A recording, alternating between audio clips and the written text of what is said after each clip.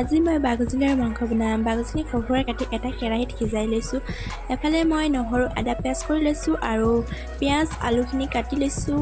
এটা কেৰাহীত তেল গৰম হ'বৰ কাৰণে দিছোঁ। মাংসখিনি হালধি নিমখ সানি অকণমান টাইম থ'ম আৰু এফালে মোৰ তেল গৰম হ'ল আৰু মই পিঁয়াজখিনি ঢালি দিছোঁ। ইয়াত ঢালি পেলাই অকণ টাইম ভাজি পেলাই মই দি দিছোঁ নহৰু আদা পেষ্টখিনি আৰু হালধি অকণমান দিছোঁ কালাৰ ফুটিবৰ কাৰণে।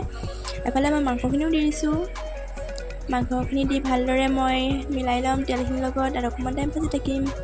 ভাজাৰ পিছত মই এফালে বাঁহগাজলিখিনি তুলি চেপি লৈছোঁ আৰু মাংসখিনিৰ লগত আলু দিছোঁ, আপোনালোকক দেখুৱাই নহয়।